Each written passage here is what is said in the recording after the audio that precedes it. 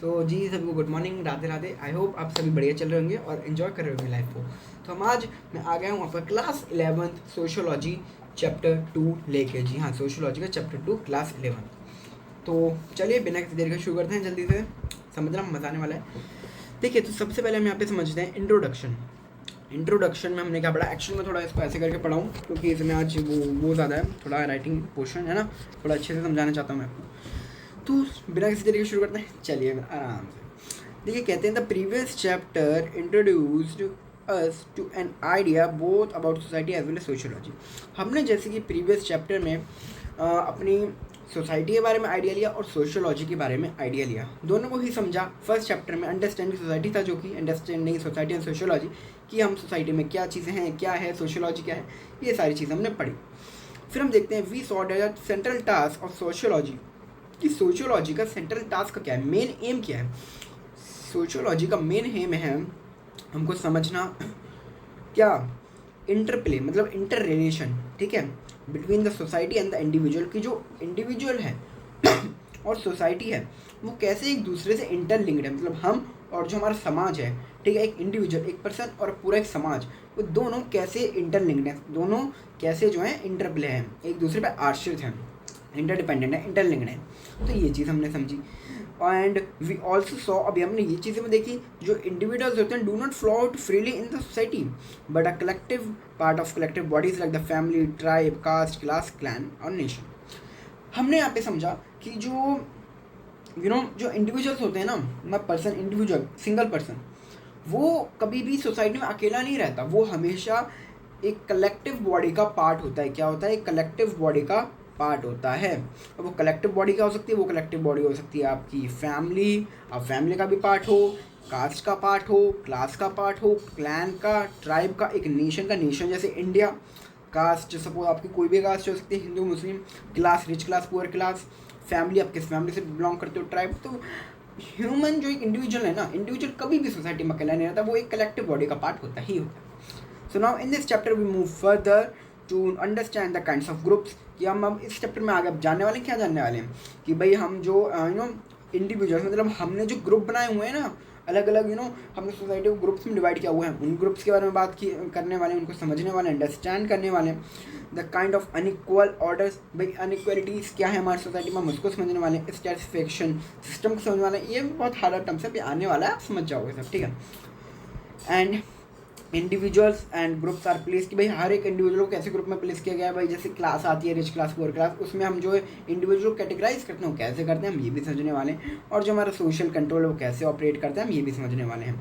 और जो इंडिविजुअल के रोल्स हैं, ये जो हमने तय कर दिए कि यार मेल ये काम करते हैं, मेल खाली बाहर के काम करेंगे, जॉब करेंगे। जो वुमेन है, वुमेन वो खाली घर के काम करेंगी, ठीक है, हाउस वाइफ बन के रहेंगी।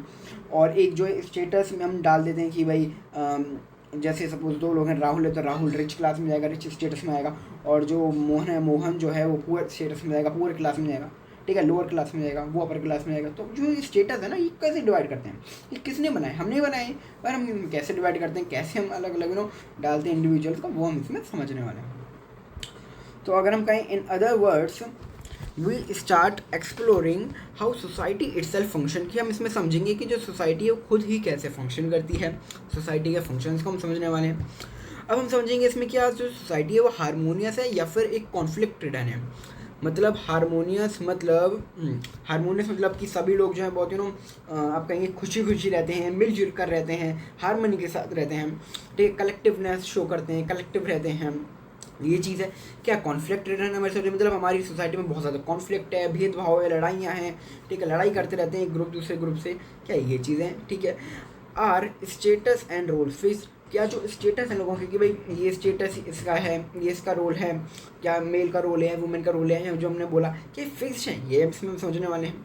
How social control exercise, social control को कैसे एक्सरसाइज किया जाता है, हम इसमें ये समझने वाले हैं। What kinds of inequalities exist, हमारी जो सोसाइटी है उसमें किस तरह की इनइक्वालिटीज़ एग्जिस्ट करती हैं। जैसे कि भाई जैसे आर्ट्स लिए तो वही कहते हैं ना कि यार तुम तो यार लड़के हो, तुम क्यों आर्ट्स ले रहे हो, तुमको तो साइंस लेनी चाहिए या फिर कॉमर्स लेनी चाहिए, मेडिकल लो, नॉन मेडिकल लो, तुम ये लेना चाहिए। लड़कियां लेती हैं आर्ट्स तो, या फिर जो बहुत अनपढ़ बच्चे होते हैं, जिनका पढ़ाई में मन नहीं होता, जो शैतान होते हैं, बैक बेंचर्स होते हैं, वो लेते हैं आर्ट्स तो, है ना। अब तुमने हो सकता है आप लोग भी जो है कई लोग हमारे फ्रंट बेंचर्स हों, हमारे टॉपर हों, उन्होंने आर्ट्स इसलिए लियो कि वो समाज को समझना चाहते हैं, सोसाइटी को समझना चाहते हैं। तो ये बहुत सारी ऐसी इनइक्वालिटीज़ होती हैं कि भाई वुमेन को ही नहीं करना चाहिए, नहीं करना चाहिए, गर्ल्स को ही नहीं करना चाहिए, मैन कर सकते हैं, बॉयज़ कर सकते हैं, ये सारी चीज़ें हम पढ़ने वाले हैं क्या क्या होती हैं।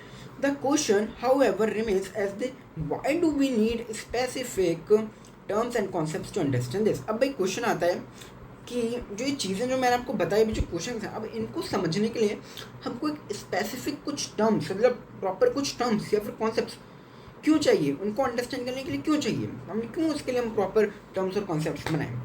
तो वाई वही यहाँ पे पूछा जा रहा है, why does sociology need to have a special set of terms and when we use terms like status and roles, वही कहते हैं। देखिए अब जो ये टर्म्स हैं like status, roles, social control, ये हम डेली लाइफ में यूज़ करते हैं कि यार तुम्हारा रोल ये है, तुम्हारा रोल ये है, ये स्टेटस है तुम्हारा, करते हैं ना।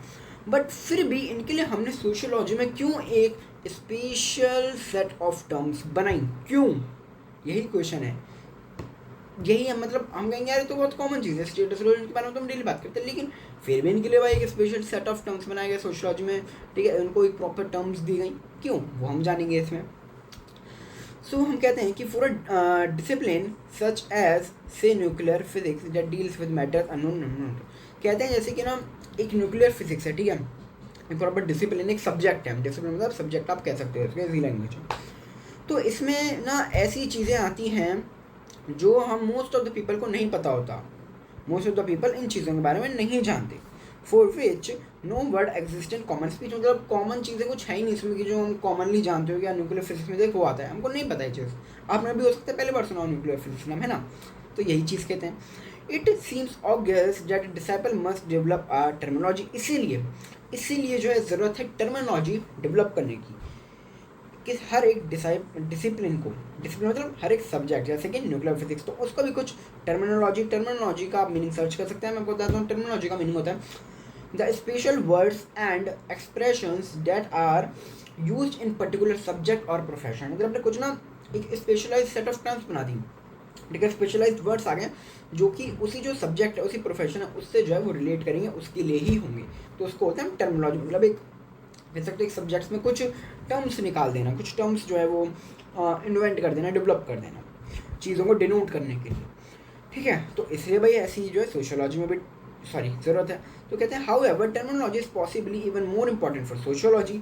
अब भाई जो टर्मिनोलॉजी है ना कि हमको टर्म्स डेवलप करनी चाहिए, तो ये बहुत इंपॉर्टेंट हो जाती है हमारी सोशियोलॉजी में। ऐसा क्यों just because subjects matters familiar and just because student, कि भाई हम इतने इस सब्जेक्ट के साथ फैमिलियर है ना, क्योंकि भाई सोशियोलॉजी समाज, और हम एक समाज का पार्ट हैं, तो हुए नहीं हुए फैमिलियर, बताइए, हुए ना, तो हम समाज में रहते हैं, हमें समाज के बारे में चीज़ें बताएं, अब यही इसमें पढ़ते हैं, तो कि हमारे इतना फैमिलियर है कि उनको डिनोट करने के लिए, उन चीज़ों को समझने के लिए समाज की, सोसाइटी की, हमने कोई वर्ड्स ही नहीं बनाए हुए, समझ, तो आपको वर्ड्स बनाने पड़ेंगे, इसलिए जो वर्ड्स की वो ज़्यादा, अभी मैं आपको और समझा दूँ, आपको होगा अभी और क्लियर होगा।